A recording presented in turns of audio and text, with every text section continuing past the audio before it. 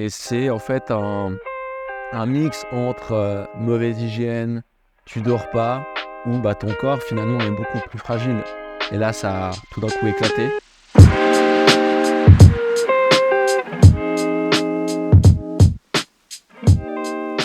Il n'y a pas si longtemps que ça, j'ai vécu un truc que j'avais jamais vécu avant. Et là, j'ai la trentaine, on va pas dire exactement quel âge j'ai, mais... Et ça m'a fait penser à toi, parce qu'en fait, j'ai vécu, je crois, une espèce de crise de panique, anxiété. Et on en avait parlé, nous, parce qu'on s'était déjà rencontrés par le passé. Et aussi parce que je sais que t'avais créé un compte Instagram où tu voulais parler d'anxiété. Comment tu l'as vécu, l'anxiété? C'était quoi pour toi, l'anxiété? En gros, pour te raconter un peu comment c'est arrivé, je pense que je suis quelqu'un et je suis convaincu par rapport à ça. Après, je vais pas rentrer dans les aspects scientifiques ou quoi, mais je pense que j'étais une personne qui était prompte à avoir de l'anxiété. Ou déjà, de nature, je suis quelqu'un qui va être très vite distrait, qui va vouloir faire plein de choses en même temps, donc un peu du multitasking. Et forcément, quand ton cerveau est distrait par plein de choses, j'ai l'impression que ce type de personnalité va vite aussi s'essouffler et se perdre un petit peu. Et c'est en fait un mix entre mauvaise hygiène, tu dors pas, ou ton corps finalement est beaucoup plus fragile. Et là, ça a tout d'un coup éclaté. Ou un jour après, c'était pas forcément après une journée stressante ou quoi, c'était vraiment, je me souviens, après une réunion où la personne avec qui je parlait beaucoup trop. Et après cette réunion, je commençais à ressentir des trucs trop bizarres. Jamais j'avais ressenti ça auparavant. Et puis il faut savoir aussi que j'étais aussi quelqu'un qui était un peu hypocondriaque. Donc ça aide pas. Parce que l'anxiété, surtout quand tu es hypocondriaque, t'as un petit truc, direct t'as un cancer ou t'as un truc du style. Et là, je ressentais des choses un peu bizarres et tout d'un coup, ça a éclaté. Je commençais à voir les fourmis, à trembler, mon cœur qui bat à fond et je pensais que j'allais mourir. Et c'était un peu à ce moment-là où tu te dis, mais voilà, c'est ce moment-là où tu vas vraiment mourir. Toi, en tant qu'anxieux, t'attends trop ce moment, un peu que tu vas mourir. Et là, t'es là en mode, tu vas mourir. Genre maintenant, et limite, genre ça se fait du bien, genre de laisser ton corps partir. Donc c'était un peu bizarre. Tellement tu gardais ça en toi, parce que c'est pas genre une période de ta vie où t'es anxieux, c'est pendant tout ton cheminement de ta vie où tu t'es créé en fait des mécanismes, des habitudes, où là à un moment ça éclate. Mais t'as tout de suite compris que c'était une crise de panique ou bien c'était... Non, parce que du coup, forcément, je me suis dit, j'ai un cancer, j'ai quelque chose, j'ai un problème au cœur. Et c'est à ce moment-là, directement, on m'a amené à l'hôpital, aux urgences, et ils ont fait tous les check-ups. Et c'est à ce moment-là où l'infirmière m'a dit, mais c'est potentiellement, en fait, une crise de panique. Et c'est vraiment ce jour-là où je me suis dit, où j'ai été sensibilisé à cette question de l'anxiété. Et j'étais là, non, c'est pas possible, c'est pas pour moi. Non, c'est forcément quelque chose où toi tu te rattaches à des trucs hyper tangibles. Pour moi, l'anxiété, non, je suis pas quelqu'un d'anxieux, donc c'est impossible. Et c'est après coup, je me souviens encore l'infirmière qui me regarde. Enfin voilà, une fois que tu fais des crises de panique, potentiellement ça va revenir. Je dis, non, c'est bon. Typiquement, depuis, c'est tout le temps les mêmes choses? C'est les mêmes symptômes ou les mêmes expériences? C'est les mêmes. Je veux dire, après avoir fait une crise de panique, ton corps il est hyper sensibilisé. Tout est hyper sensible. Genre ton système nerveux, au moins un petit truc, que ce soit la lumière, que ce soit la foule, que ce soit toutes ces choses-là, tu es hyper vigilant à tout ça. Et en fait, ton corps est un peu juste plus en fait de tous ces stimuli. Et en fait, tu deviens hyper... t'es fatigué tout le temps, en fait. Et en fait, ça arrivait à plusieurs reprises que tout d'un coup, boum, ça remonte. Après, voilà, maintenant que je connais les symptômes, comment ça vient, forcément, tu sais comment gérer, quoi. Et t'as dit avant, tout au début, que t'étais prompt à être une personne anxieuse, mais du coup, tu penses que ça vient d'où? C'est une bonne question. On parlait avec beaucoup de personnes et on s'est rendu compte qu'il y avait un peu des... Ça vient d'où, dans quel sens? Ben, est-ce que tu penses que tu t'es auto-créé ta propre anxiété? Est-ce que tu penses que ça est venu de... Je vais pas te donner des pistes, mais... Mais je pense que tu as des personnalités où elles sont plus sensibles, où elles seront elles seront amenées à avoir plus de problématiques en lien avec l'anxiété, ou moins capables de gérer cette anxiété-là, ou ce stress. Et je pense que je m'avancerai pas au niveau scientifique ou quoi, parce que je suis pas du tout là-dedans, mais je pense clairement que par nature, je suis prompt à avoir justement de l'anxiété, du fait que, bah voilà, je pense que les personnes aussi, puis ça j'avais entendu parce que j'avais discuté ça avec quelqu'un, que les personnes aussi créatives sont potentiellement amenées à avoir plus d'anxiété. Parce qu'en fait, elles ont tellement de pensées à droite, à gauche, que bah, quand tu es anxieux, bah, c'est ça en fait, en réalité. C'est que tu as plein de pensées à droite, à gauche, et que tu n'arrives pas à gérer tout ça, à gérer cette créativité aussi. Et je pense clairement, considère quelqu'un comme créatif, mais où des fois j'ai de la peine, comme je suis hyper distrait, à focus. Et l'anxiété, c'est le contraire en fait. C'est pas du tout à être focus. Et quand tu es anxieux, à te demander d'être focus, bah, ouais, c'est impossible en fait. Alors, tu as des techniques, tu as toutes ces choses-là, mais c'est hyper compliqué. Ouais, intéressant. Je savais pas ce truc par rapport au créatif. Par contre, tu vois, en parlant avec d'autres potes pour préparer un peu ce papotage, euh, ils l'ont pas tout de suite mentionné comme ça, mais on s'est rendu compte que ton environnement, il est hyper influent. Ouais. Et par un environnement, j'entends peut-être ton éducation, ta famille, Ouais. ton entreprise dans laquelle tu travailles, ton Ouais. job, tout ce que tu fais, tu vois, les gens que tu fréquentes aussi.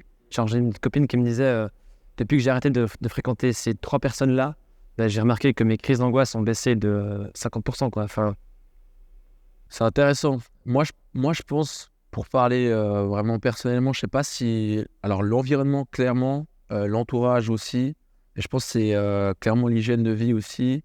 Et bah là, pour parler de moi, c'était vraiment parce que j'avais ces études qui me prenaient tellement de temps, d'énergie aussi, que ce soit en termes d'investissement de temps, mais aussi émotionnellement. Et, l'autre projet à côté. Et de gérer les deux, bah, c'est juste pas possible. Et je pense que l'aspect du sommeil aussi est hyper important, où tu te dis, bon, bah, moi, j'avais 20 ans à l'époque, où ça m'est arrivé. Tu te dis, bah, t'es invincible.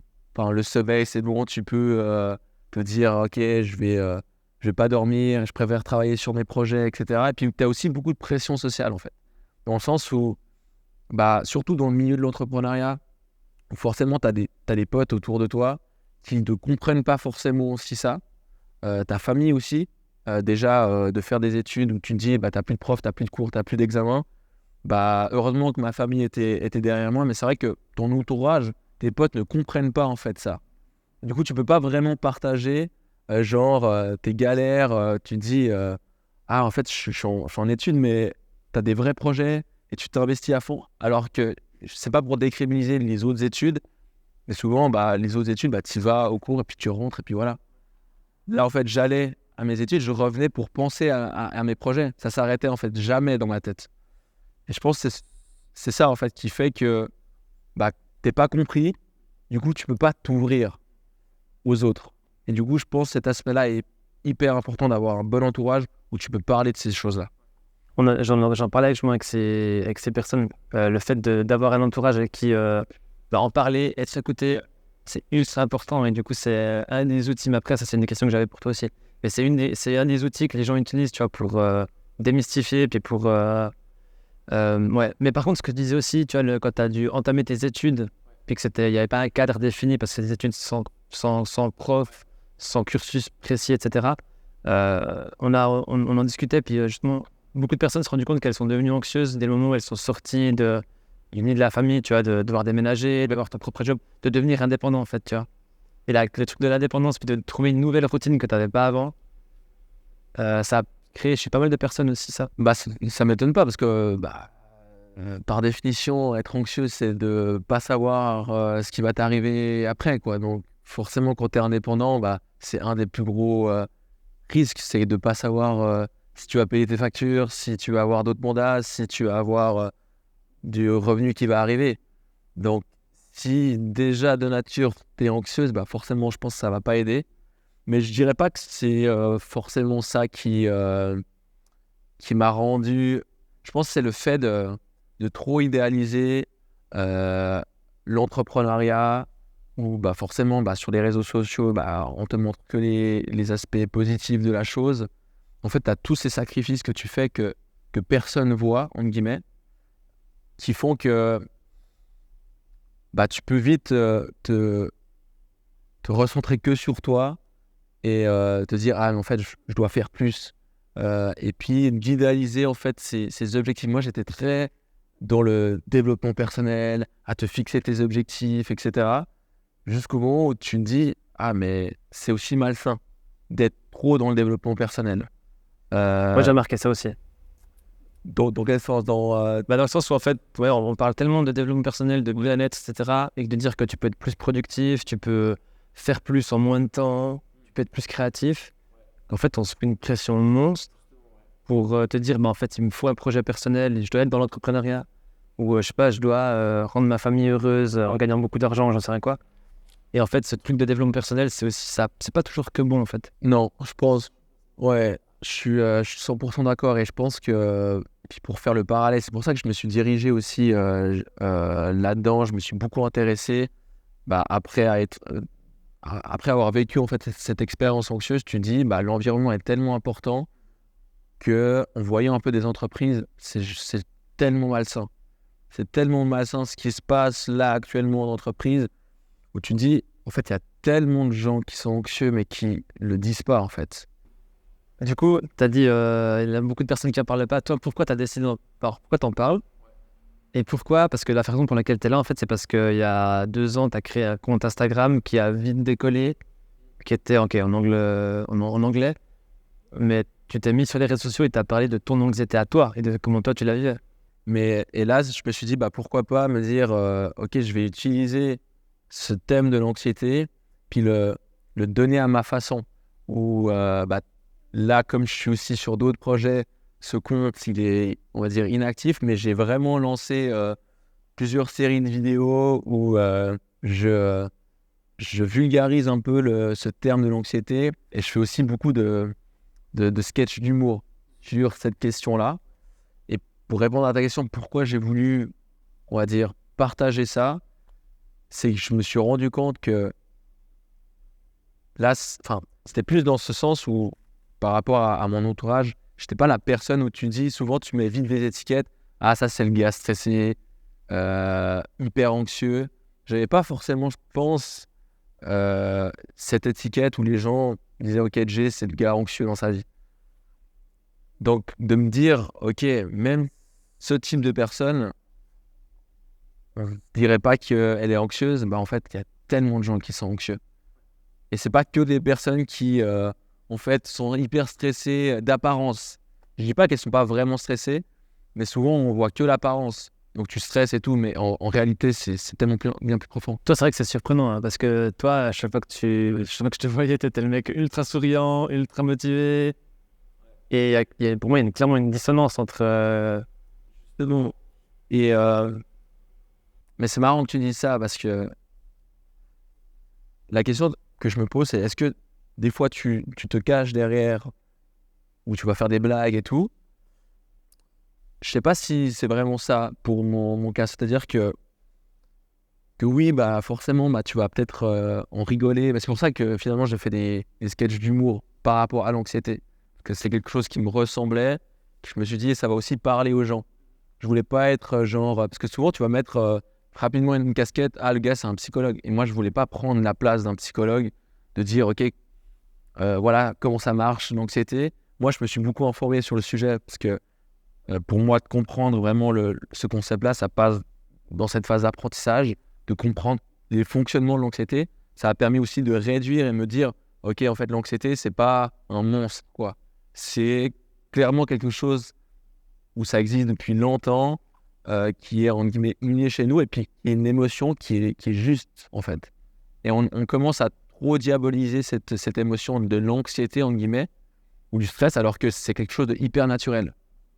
Et on veut à tout prix la supprimer, et c'est ce que j'ai voulu faire.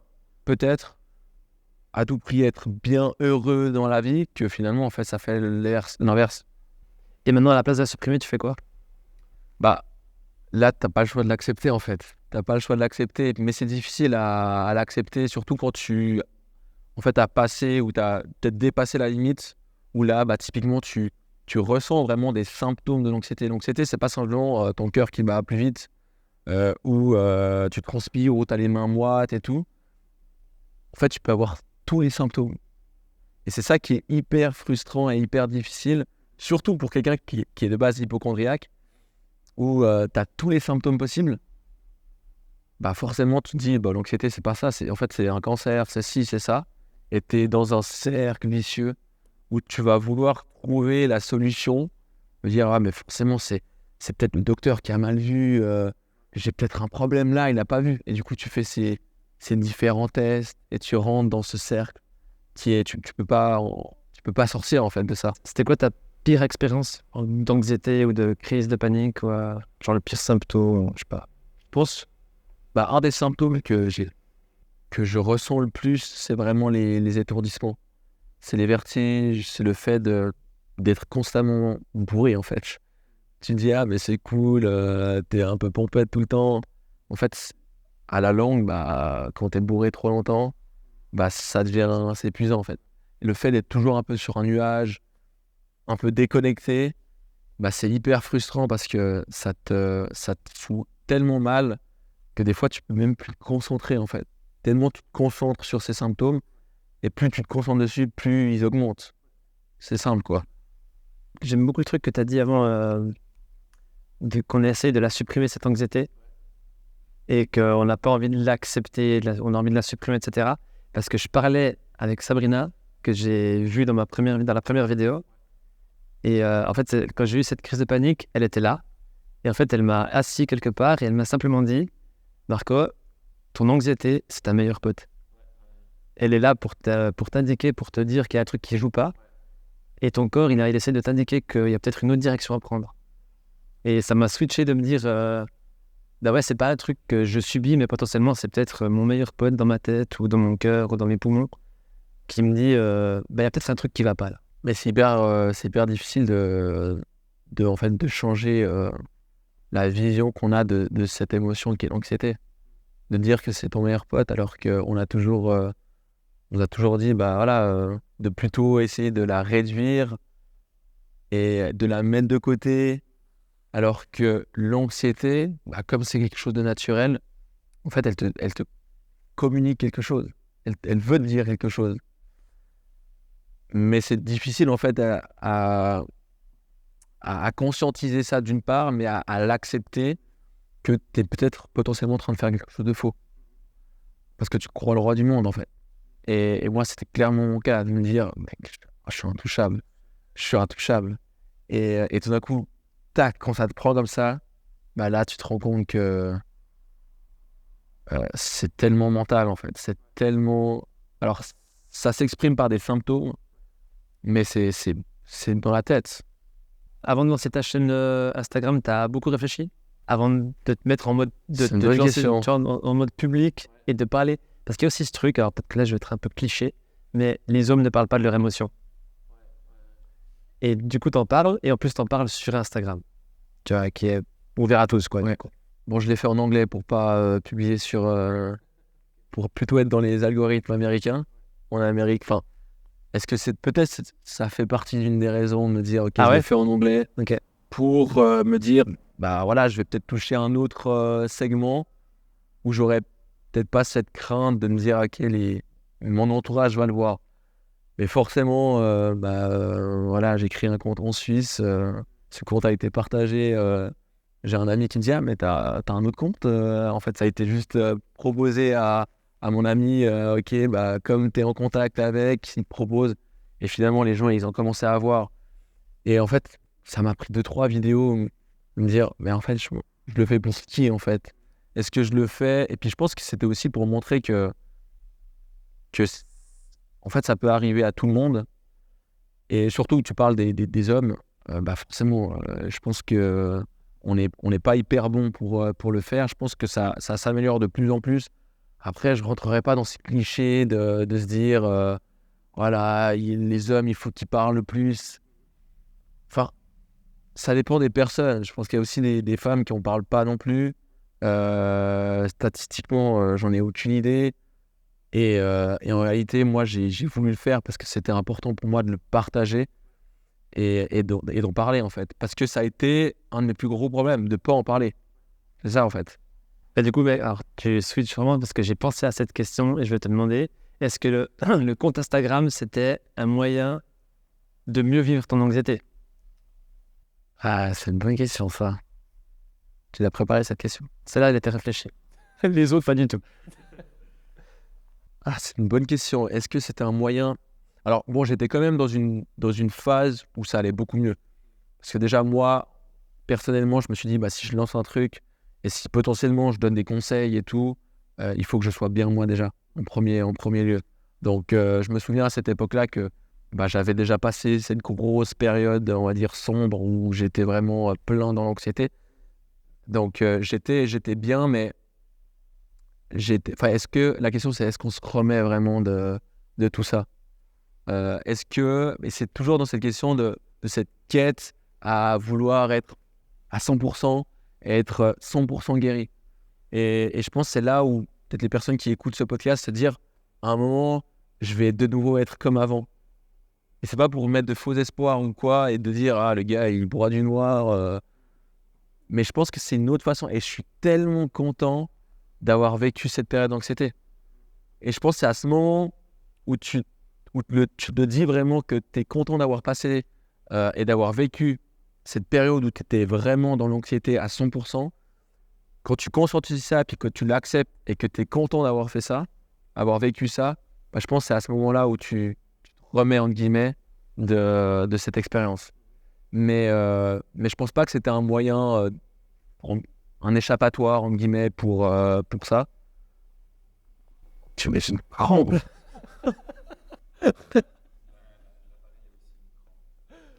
Oh purée.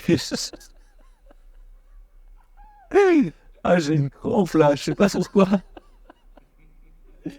Ça, on va le laisser dans la vidéo. Oh purée. C'est un truc de fou là. Tu sais que j'ai résisté pendant 10 secondes là.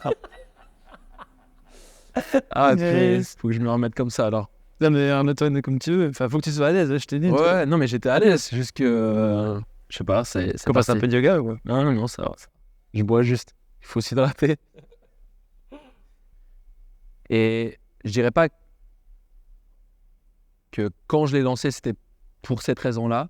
Mais en fait, et puis l'algorithme fonctionne aussi comme ça sur Instagram, où quand tu... En fait, je me souviens, c'était ma copine qui m'avait transmis un truc sur Instagram en mode « Ah, mais regarde ça, elle parle d'anxiété. » Et puis c'était un compte américain et tout, puis je regarde, et puis en fait, c'était moi. Et là, c'était la première fois où je me suis dit « Ah, mais je suis pas tout seul en fait. » C'était toi dans le sens, tu te reconnaissais dans le discours, dans les symptômes. Exact. Et c'était vraiment la première fois, alors que ça faisait bien peut-être une année et demie, 2 ans, où j'étais un petit peu seul dans mon monde avec mes symptômes. Et comme c'était tellement difficile à les décrire, que les gens ne comprenaient pas forcément. Alors ils étaient, on va dire, là pour moi, me soutenir. Mais c'est difficile en fait quand ils n'ont pas vécu cette anxiété, de te sentir compris.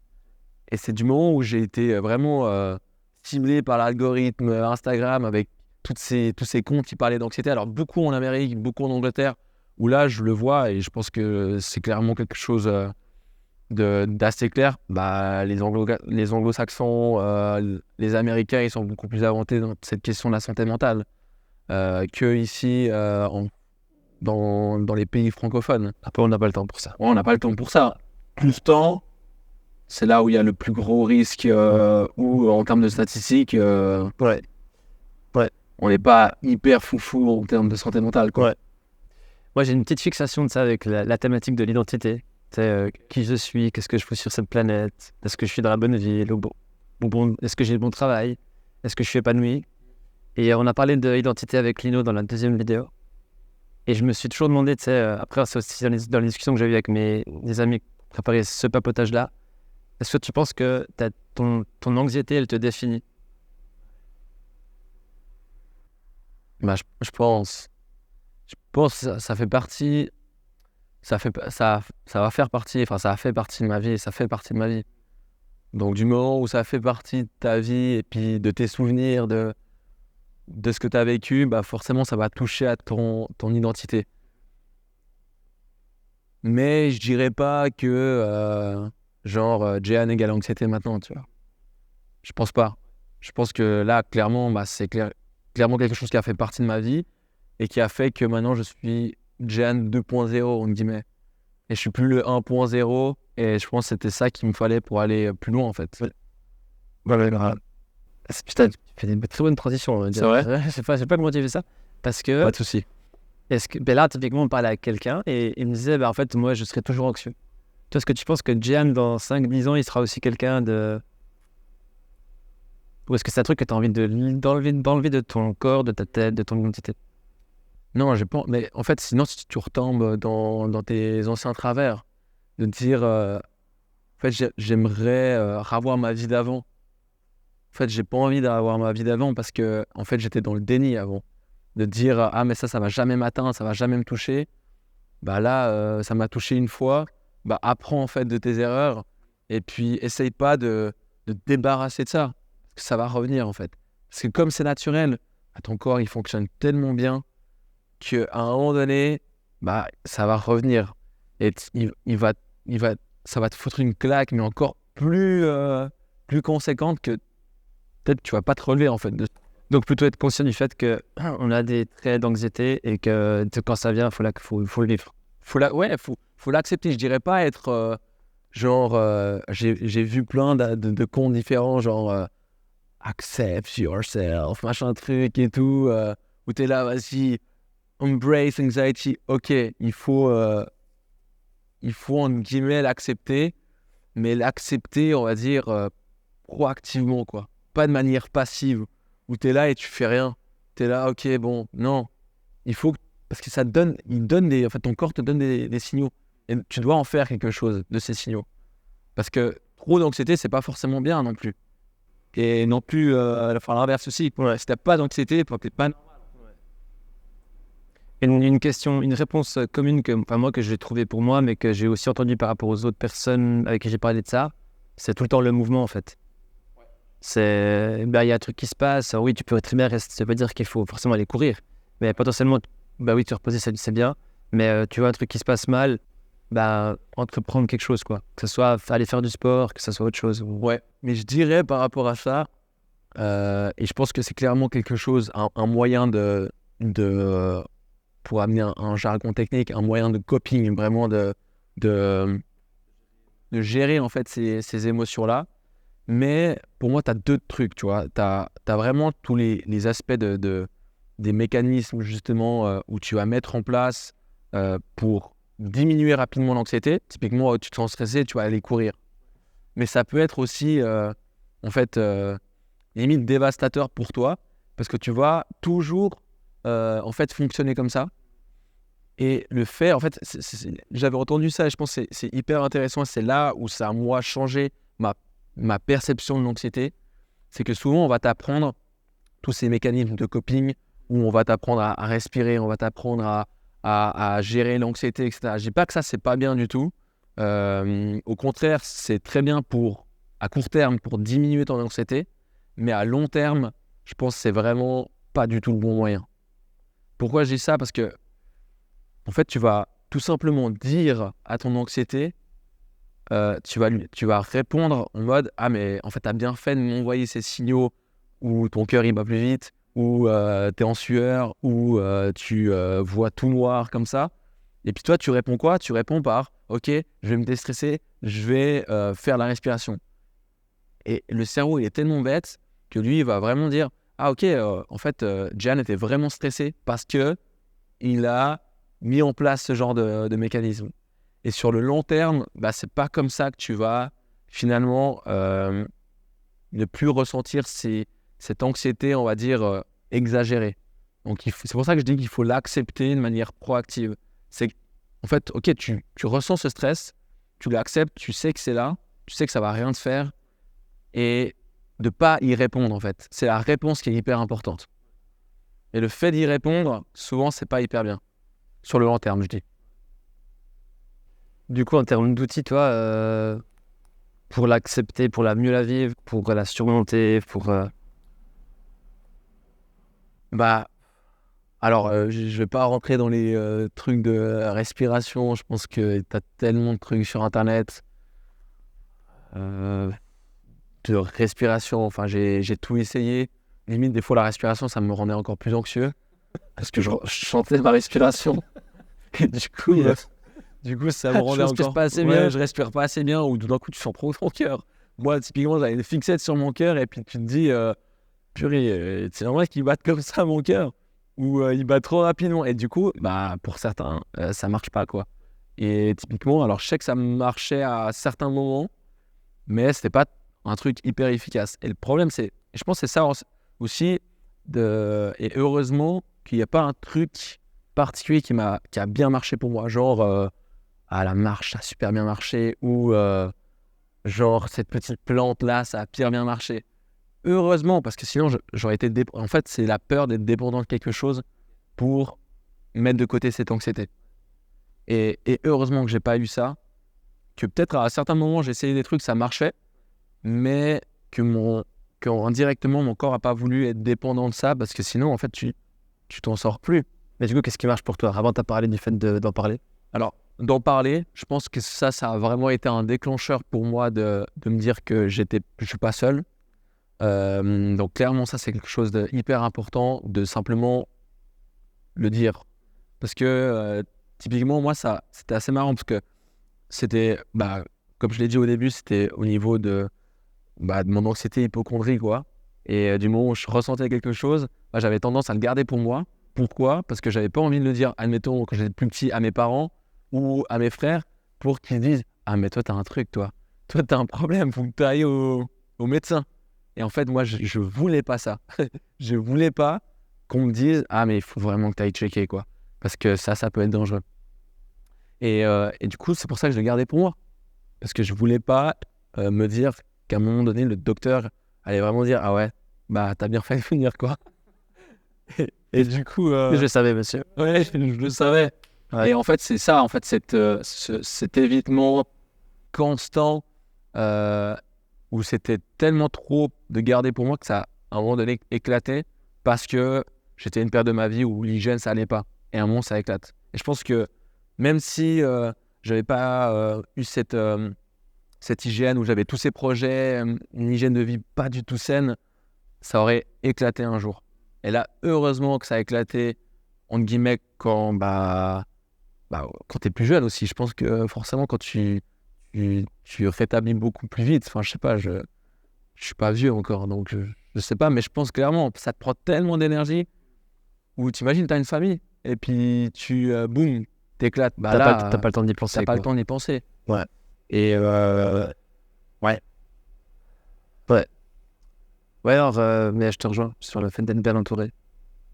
Ça, c'est une question un peu personnelle, mais du coup, est-ce que toi, tu parlais de ta copine avant? Est-ce que ça a impacté ton couple? Ou est-ce que ton couple t'a aidé? Ou est-ce que... Non, clairement, moi je pense que ça m'a clairement aidé, dans le sens où même si en fait, ce qui est drôle, c'est qu'elle vivait, elle peut en fait, l'anxiété, c'est tellement large. Donc l'anxiété pour elle, c'est autre chose, pour moi, c'est autre chose. Et même sans anxiété à elle, genre je suis là, mais pourquoi t'es anxieuse, quoi? Genre, alors que je suis anxieux, tu vois, alors que je connais l'anxiété. Donc c'est tellement large, et de simplement mettre le mot anxiété, ça veut rien dire, ça veut tout et rien dire. Donc pour quelqu'un, ça va être hyper anxiogène pour elle, pour d'autres, mais genre pas du tout. Donc en fait, ça nous a permis, en fait, de comprendre, enfin, moi déjà personnellement, de comprendre que l'anxiété, ça se vit différemment, puis de simplement avoir quelqu'un qui est là pour nous écouter, parce que des fois, on a juste envie de parler.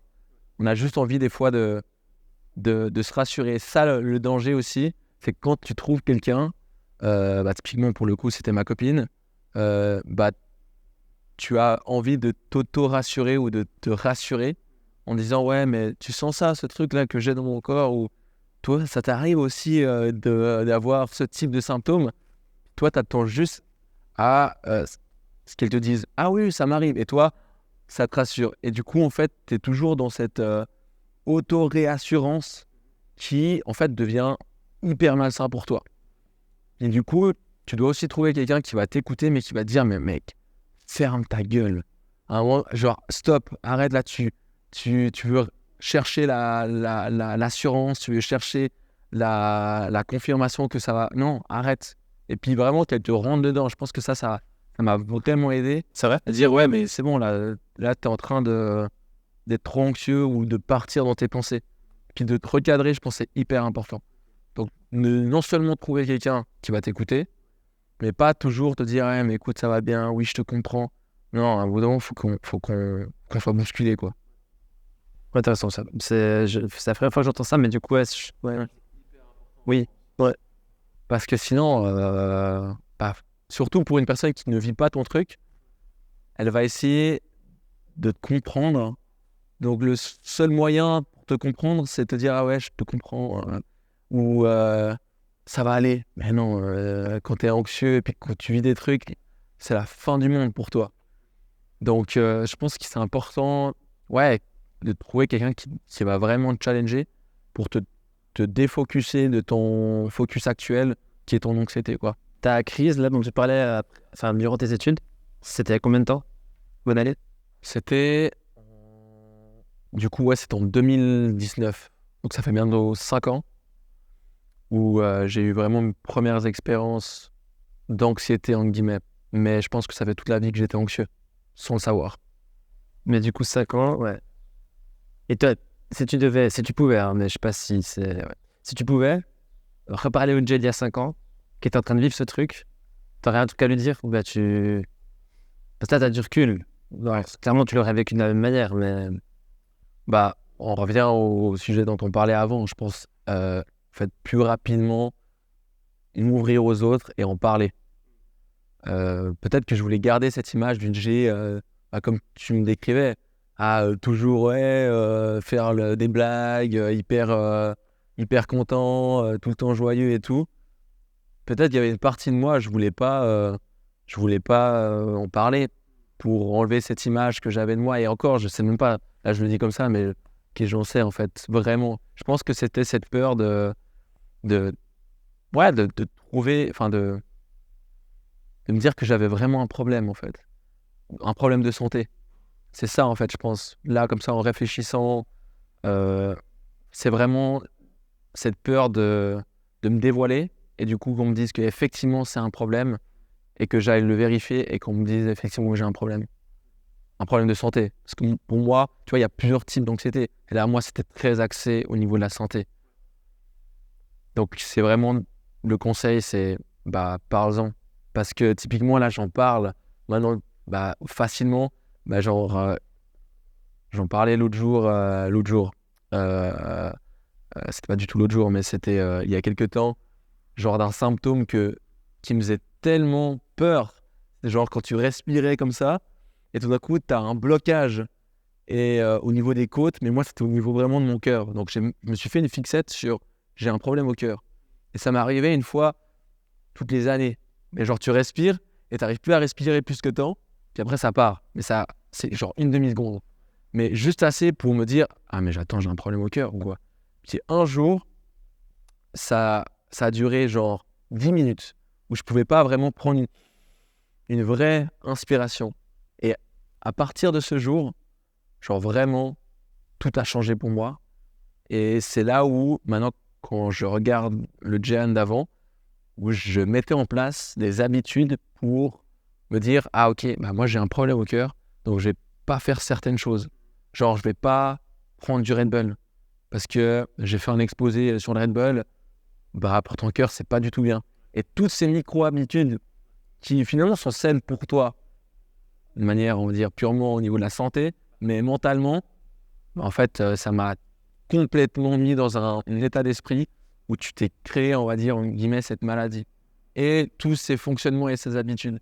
Et c'est là où En fait, c'est pour ça que je disais avant que l'anxiété a commencé à partir de ce moment-là. Et là, on est des années et des années avant cette première crise où là, ça s'est vraiment manifesté en termes de symptômes. Avant, c'était plutôt en termes d'habitude et de mécanismes. Mais à partir de cette crise, c'était plutôt des symptômes où voilà, ça se manifestait dans ce sens-là. Ouais. C'est des peurs, en fait. C'est une peur, et très souvent, c'est une peur de l'inconnu et du futur. C'est-à-dire, il y a un truc que tu sais qui va ou qui peut arriver. Genre, toi, je bois ça, je vais avoir mal, ou j'ai une petite douleur, j'ai un cancer des poumons. Et dès que tu démystifies le fait qu'en fait, tu es en train de réfléchir à quelque chose de futur que tu peux pas gérer, bah, potentiellement, tu peux beaucoup mieux la vivre, en fait. Bah, en fait, je pense que finalement, tout le monde a de l'anxiété parce que c'est hyper difficile de se dire et puis d'être aussi hyper en paix avec ça, de ne pas avoir le contrôle sur le futur. Et tout le monde a. Et puis la société fait que on te demande de planifier, on te demande de prévoir tes vacances, de prévoir ci, de prévoir tout ça. Ça forcément, ça va te mettre dans un mood où tu veux avoir le contrôle sur ton futur. Et on reparlait avant de développement personnel où on te dit tu peux être acteur de ton futur, tu peux le créer. Ok, tu peux l'influencer, mais il y aura toujours cette part d'inconnu et je pense qu'il faut apprendre à vivre avec cet inconnu et te dire en fait ça m'appartient pas et ça j'ai pas le contrôle. Mais sur cette note-là, tu vois, on disait aussi que vu que l'anxiété c'est une émotion, c'est scientifiquement une émotion, et qu'une émotion généralement ne dure pas méga long, on a trouvé intéressant de se dire en fait si tu ressens ton anxiété, tu ressens une émotion, ça veut dire que tu es connecté avec ton corps et ta tête, tu vois.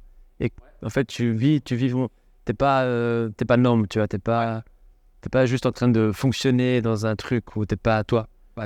Si t'es pas bien, c'est que potentiellement donc c'est ce qu'on disait avant, tu vois, de dire de savoir qu'elle est là et potentiellement c'est un truc méga positif et c'est pas totalement négatif, même si c'est pas facile à vivre.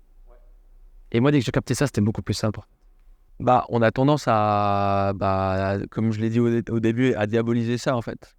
Et moi ça m'intéresse de savoir comment toi tu as changé ta perception de l'anxiété et te dire mais en fait c'est vraiment une émotion, c'est plus quelque chose de hyper genre c'est le mal. Comment tu as changé cette étiquette là? Tu me poses la question là? Je te pose la question, c'est moi qui gère le podcast là. Ok. En fait, en en parlant avec des amis, avec des gens proches, mais je pense que ça c'est une des clés, d'en parler avec des gens qui t'écoutent vraiment, qui t'écoutent de manière bienveillante et qui potentiellement ont vécu déjà ce que tu as vécu. Et moi, je savais que ces gens-là l'avaient déjà vécu aussi. Tu vois, Sabrina, sa phrase, moi, elle m'a complètement flingué. Enfin, ton anxiété, j'étais en pleine panique. Elle, c'est ta meilleure pote, écoute-la. Et elle était là avec moi. Mais en fait, je me suis dit... Sur le moment, t'étais quoi? Ouais, arrête. Pas mon pote. En fait, t'as réussi à... en fait, après, moi, je fais beaucoup confiance aux gens. Mon cercle d'amis, je sais que c'est un cercle d'amis très proche et je leur fais vraiment confiance. Et je sais que je peux leur faire confiance. Et vu que c'était totalement nouveau pour moi, clairement, sur le coup, je dis pas que tout à coup, j'étais là. Oh, c'est bon, on sort. Non, au contraire, tu vois, c'était quand même pas facile. Mais ça démystifie pas mal le truc, en fait. Et après, plein de trucs. De dire, en fait, de quoi j'ai besoin actuellement, tu vois, peut-être d'une thérapie, peut-être de faire plus de sport. L'hygiène de vie que tu as dit avant, toi, c'était peut-être de travailler moins, mais essayer de mieux dormir, moins sortir, et peut-être arrêter tout ce qui te fait du mal. Les réseaux sociaux aussi, tu vois. La pression des réseaux sociaux, la pression sociale. Je parlais avec quelqu'un aussi qui me disait, en fait, moi, je suis méga anxieux parce que j'ai grandi dans un environnement où mes parents, c'était la performance tout le temps, en fait. Et si tu te tapes un 5 à un contrôle, tu aurais pu faire 5,5. Et tu veux devenir artiste, mais en fait, artiste, ça paye pas en Suisse. Et tout ça, ça crée en lui des méga schémas de anxiété, de je suis pas assez. Alors qu'en fait, lui, maintenant, c'est dans le monde artistique et il est méga heureux. Même s'il y a moins de sécurité financière, sociale, etc. C'est ça. Et puis, en fait, c'est ça qui est intéressant, c'est que pour lui, ça correspond. Alors que pour une autre personne avec d'autres logiques de pensée, ça irait pas. C'est pour ça que l'anxiété, c'est tellement subjectif. Genre là, on parle d'une thématique, peut-être que, en fait, on n'est même pas d'accord sur la définition de ce que c'est l'anxiété. peux regarder sur Larousse et puis te dire, ok, bah oui, effectivement, ça c'est de l'anxiété, mais quand tu la vis pas, c'est hyper compliqué. Et la société nous montre ce que doit être l'anxiété aussi. Donc on est aussi beaucoup, guillemets, matrixé par rapport à ce que la société veut qu'on comprenne de l'anxiété. Et ça, c'est aussi hyper compliqué après, se dire, est-ce que c'est vraiment ça que je ressens de l'anxiété ou pas? Enfin, ouais. Je crois qu'on pourrait rester là à parler encore 1 heure de ça. Je pense, ouais. Mais T'en as marre de moi ou... non, c'est pas du tout. Au contraire, c'est ultra intéressant. Mais merci beaucoup, Gian. Je me sens très calme là. Ça fait du bien de parler de ça avec toi. Et tu sais, il y a la petite tradition de la fin où en fait, la dernière personne que j'ai rencontrée a laissé une question pour toi. C'était Soumaï, que j'ai rencontré au Mexique. Et on a parlé de l'évolution dans la vie. Tu vois, transition dans la vie professionnelle, sociale, etc. Et elle t'a laissé une question, elle ne savait pas que c'était pour toi. Ok. Et la question qu'elle avait pour toi, c'est qu'est-ce que tu ferais si tu n'avais pas peur? Est-ce qu'il y a un truc que tu fais pas parce que tu as une peur qui te retient? Par rapport à... J'avais vraiment par rapport à l'échec, de me dire, ok, faut jamais que j'échoue ou quoi. Bah, peut-être avant, j'avais vraiment cette peur d'échouer. Mais là, en réalité, genre, bah, c'est parce que j'ai voulu absolument, et à tout prix, éviter l'échec que je me suis bouffé le mur, finalement, mais de manière bien sévère, quoi. Et du coup, bah ouais, non, plus tu vas échouer, bah c'est débile, hein. Et c'est un peu la citation que tout le monde sort, mais bien sûr, tu vas apprendre de tes échecs. Du coup, si bah, tu veux absolument jamais échouer, bah, tu vas jamais apprendre. Puis du coup, c'est beaucoup plus difficile quand tu te ramasses un mur. Et je pense que c'est ce qui m'est arrivé. Et du coup, en fait, j'ai plus peur d'échouer. Donc j'ai plus peur, enfin, j'ai moins cette peur-là. Et je pense que c'est grâce à l'anxiété. Ouais. Donc c'est pour ça que je suis tellement content d'avoir vécu ça. T'es en paix avec ça, ouais. Et que je suis en paix avec ça. Et puis c'est vrai. Bon, c'est drôle, on revient à ce que tu as dit au tout début. J'avais du coup au début. Bah non, mais avec cette crise d'anxiété, justement, tu vois, qui a déclenché tout ça, en fait. Et je suis tellement content. Donc, si vous vivez le truc, mais faut le vivre, faut vivre le processus. Faut pas l'éviter. Je pense que c'est le seul conseil. Je suis pas un psy ou quoi, mais je parle de mon expérience. Il faut vraiment vivre le process pour être après en paix. Sinon, tu vas te le garder toute ta vie, quoi. Donc, il faut vraiment le vivre. Merci, Gian. Puis du coup, tu as le même honneur que les derniers. Tu peux laisser une petite question à la prochaine personne. Allez, je te laisse noter. Tu as quelques secondes. J'ai pas besoin de le dire, hein. Non, faut surtout pas dire. C'est top secret jusqu'au mois prochain. T'as quelques idées? Je l'ai dit bien précises.